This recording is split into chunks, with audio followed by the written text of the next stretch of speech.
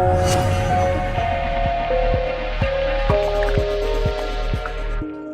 just making an argument, and it is an argument, so you can debate it, you can disagree with it.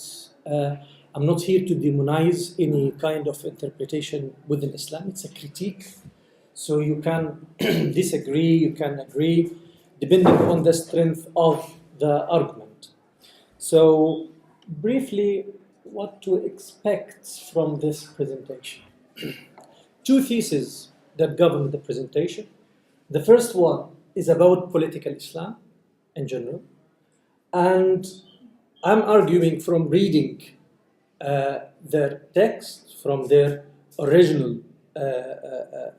key interpretation of the Muslim or the political identity, that they have conflicting the national identity and the religious identity. They are not harmonious.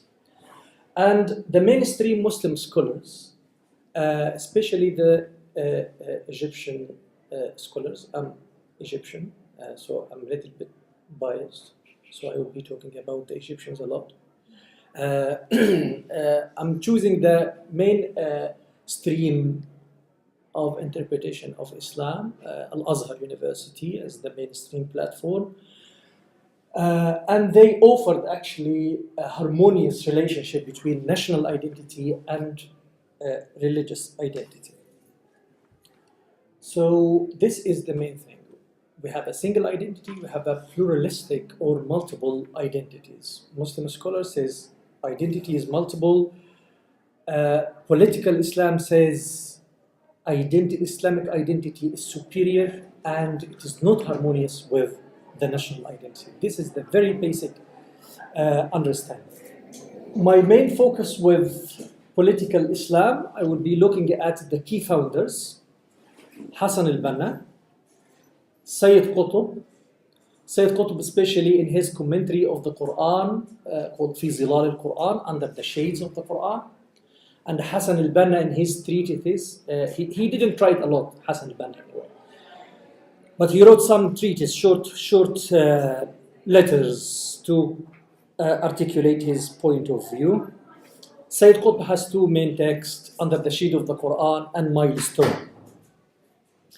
I will compare these, as I said, with the mainstream scholar of Al-Azhar. So let's have a little bit of a background before we start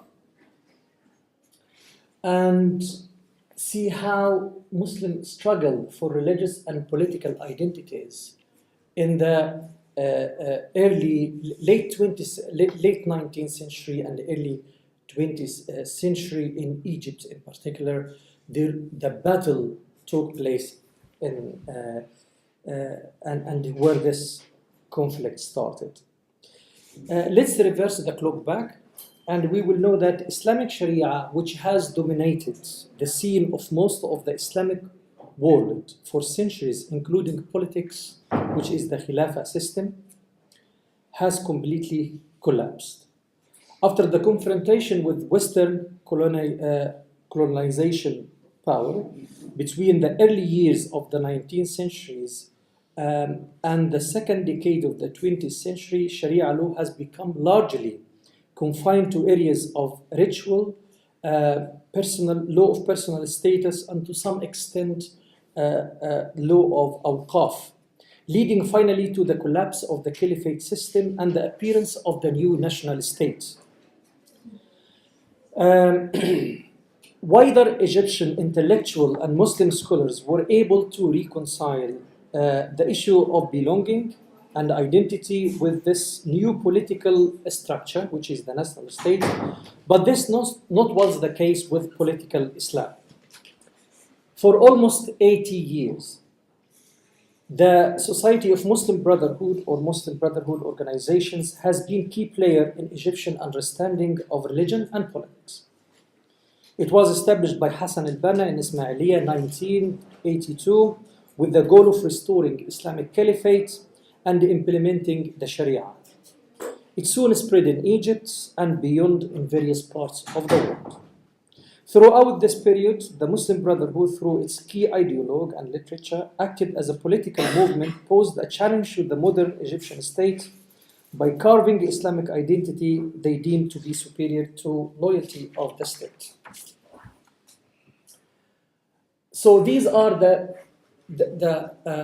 key representatives that I'm going to focus on. And their literature, by the way, are very handy. They are everywhere. They are in the mosques. They are in the madrasas. They are key texts, actually. And this is the reason why I'm choosing these two key figures, for a reason.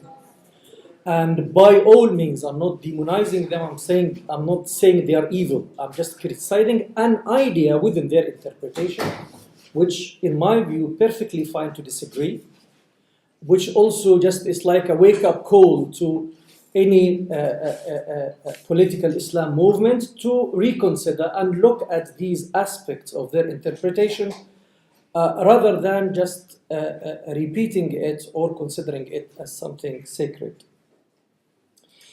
So let's see what Hassan al-Banna actually said.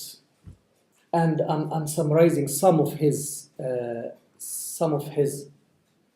direct commentary on what a national identity means in relation to a national state. He said, what matters in belonging is Muslim Ummah, not the state. In his critique of the Egyptian nationalist, Hassan al-Banna stated, the essential difference between us and them is that we count Islamic creed, the Islamic theology, as our national identity, but they count it as earthly boundaries and geographical frontiers. Any part where Muslim says there is no God but Allah and Muhammad is his messenger is a home for us. It has its own sacredness, holiness, love, sincerity, and jihad for it has to be maintained. The nationalists are like this. They care only about those existed in a narrow and limited piece of land, the state. When they were criticized by their political opponents in Egypt as they are not loyal to the state, al-Banna replied, Islam doesn't recognize geographical frontiers and doesn't pay any attention to racial or blood differences. It considers all Muslims as one unified nation and all Islamic domain as one home, even if its countries are distant and its frontiers are remote. Muslim Brotherhood as such sanctifies this unity and believes in this association. They work to unify Muslim and to strengthen the Muslim Brotherhood. They announce that their home is every inch in which a Muslim says there is no God but Allah and Muhammad is his messenger. Then there is a very famous poetry. You can find it. It's cited by many key figures of Muslim Brotherhood, especially al-Qaradawi, for example. And this is actually is referred also by Hassan al-Banna. He says, I knew no homes but Islam. The Levant and the River Nile Valley are the same. Any country in which God's name is mentioned, I count it as the essence of my home. In another citation, he explained why they are interested in resisting colonialism, even in the nationalist activism in Egypt against the British occupation. Hassan al-Banna justifies why they are taking this. Is it for the state or for religious purposes? He said the distinction between Muslims and those who call for pure nationalism is that the basis of nationalism for Muslim is his creed. They work for a country like Egypt and wage war for its sake because Egypt is part of the Muslim land. Again here, you can see the difference or the reference to Darul Islam and Darul Kufr, House of Islam and the House of Kufr. And also the concept of Caliphate system, nothing within the boundaries of Egypt, but you have to look outside the boundaries. This tone is much harsher and clearer in Sayyid Qutb's work, في ظلال القرآن, under the shade of the Quran. As I said to you, it's part of the curriculum. You have to study it if you belong to Muslim Brotherhood. in the madrasas. It's available everywhere in almost many languages. Here is what Sayyid Qutb says about loyalty to the state. He said, loyalty to the state is like committing a sin. This emotion has to be resisted. Literally, he says, the emotional love to one's own country is a silly human emotion. It must be resisted. And distancing oneself from it, it is like one's temptation to commit a sin. In another statement, he declared that loyalty to the state is a kind of modern idolatry. It's like the modern idols. And this is exactly the idea that you hear about now in the social media, in the internet, online and offline, the idea of ignorance, the idea of jahiliyyah. And this is, nationalism is considered as modern type of jahiliyyah. And he says, literally, in Tafsir al-Zilal, volume 3, pages 1413, he says, today's people are setting up a new idol. They call it a nation, a home, and people. It is nothing but idols. If you go to Milestone, the scenario just getting worse. Under a whole chapter, he just dedicated to refute this idea completely. He stated, عقيدة المسلم وطنية المسلم عقيدته أو عقيدة المسلم وطنيته. The nationality of a Muslim is his Islamic creed. So in this, he just was furious, and he gave us a very clear idea what exactly meant to be a Muslim and loyal to your state. He says, there is only one loyalty and belonging. This is to Islam alone. Anything beyond this is falsehood. There is only one way to God. All other routes doesn't lead to Him. There is only one system, which is Islam. Any other system is ignorance. Again, the idea of jahiliyyah, ignorance, and divine ordinance, or the hakimiyah. There is only one sharia, anything else is whims. There is only one domain of Islam in which the sharia dominates and the hudud penalties are implemented. Are all Muslims are only loyal to other Muslims. Anything else is domain of war. Muslim has to fight it or sign peace treaty with it. It is not domain of Islam, and there is no loyalty between its people and Muslims. This argument is exactly replicated by Abu Abdullah al-Muhajir, one of the ISIS key ideologues. So the idea of land of Islam, land of kufr, ignorance, divine ordinance, hakimiyah, jahiliyyah, wala, bara. So here, within the modern national state, it's impossible to be loyal to your neighbor if he is a Christian, or even to your family, because your family has to pass through the lens of your ideological affiliations. So if they are not belonging to the same ideology, they are not true Muslims. Here is another quote. He says, the relative of Muslim are not his father or mother, brother, wife, or his tribe, unless its first pact with the Creator is established. Then blood connection could stem from it. In another place, he says, home is a handful of dust. It has no value. In brief, according to both, there is one single identity, that is Islam, and the Muslim Ummah. This is the only form of acceptable identity. Belonging and loving one's own state negates the universal nature of universal brotherhood and the spiritual connection with other Muslims. So they see the national new issue, which is the national state, as a rival to the concept of Ummah and the concept of Islamic Caliphate. So this is their understanding. I hope you agree. If you would like to disagree, I'm open to ideas. Probably I read it completely wrong, so you will help me to improve myself. Here is the Muslim scholars, mainstream Muslim scholars. You would like Sheikh bin Bayya is a world renowned. He's not Azhari, so I'm fair this time. He's not Egyptian. Sheikh Mahmoud Shaltut, he's director of Al-Azhar, one of the biggest and senior positions in the Sunni world. Sheikh Jadul Haq, the former rector of Al-Azhar. Atiya Saqr, the head of the Fatwa Committee of Al-Azhar. Sheikh Muhammad Abu Zahra. And Sheikh Osama al-Azhari, he's a contemporary Imam in Egypt. So these mainstream scholars, they didn't find any problems. They didn't find any contradiction with being loyal to the state and being religious as well.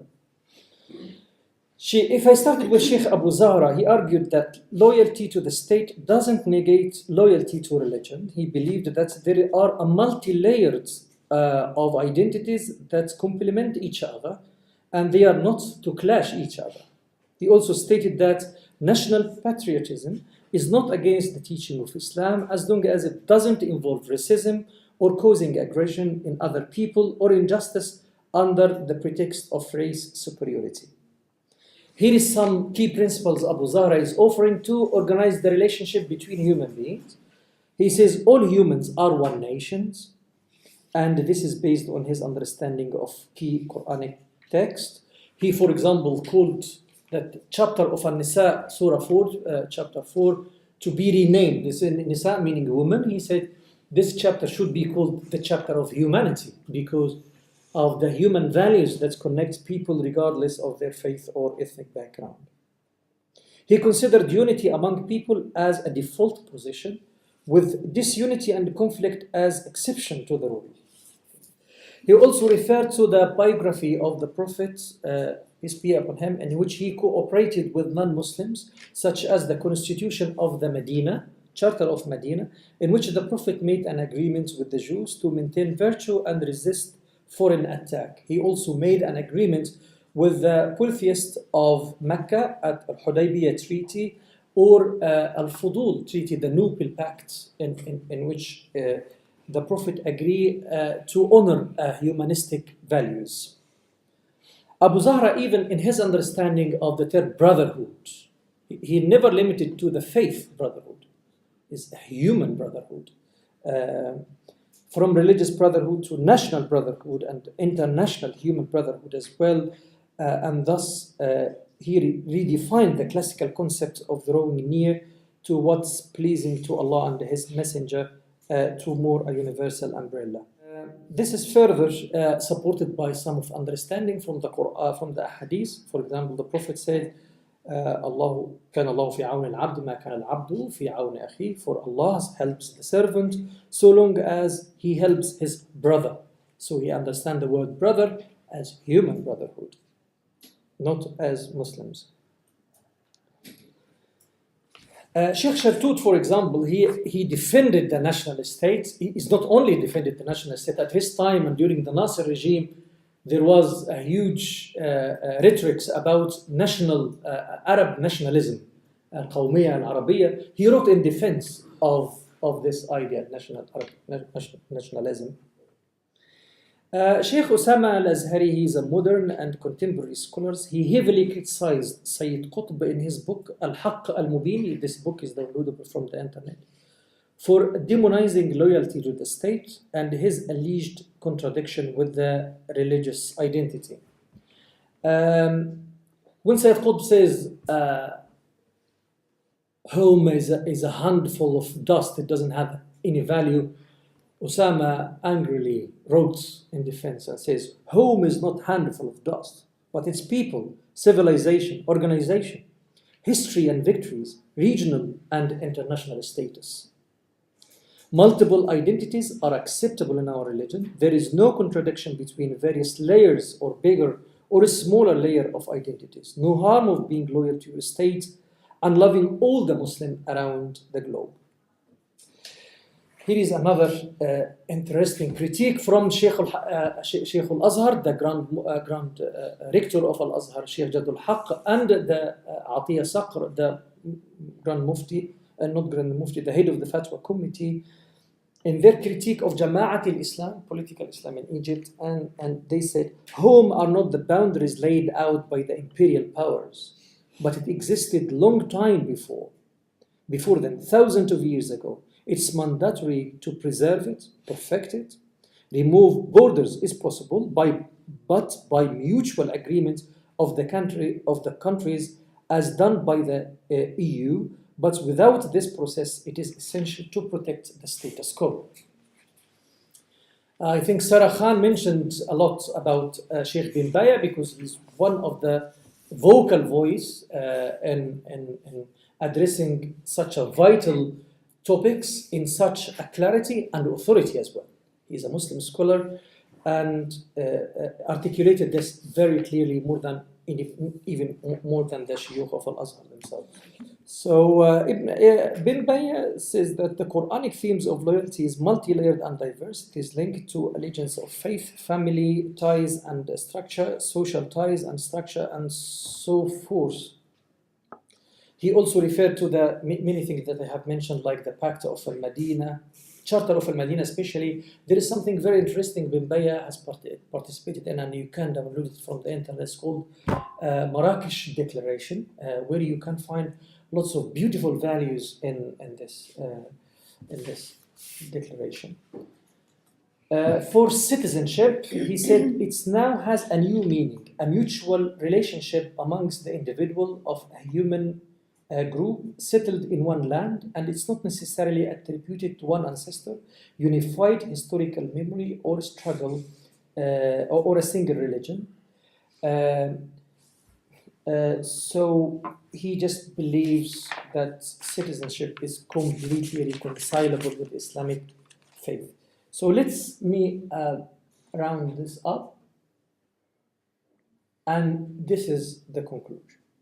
Political Islam offers a single religious identities that transcend all other kind of identity. Any kind of other loyalty has to pass through the single religious identity. Home citizenship is viewed as rival to the concept of Islamic Caliphate or Ummah, which they try to challenge. Muslim scholars, on the other hand, shaped a multiple identities where religious identity doesn't contradict national identity. They welcomed the new concept of a national state and described all the caliphate system as a historical matter of governance that could change depending on the political context. Thank you very much for listening.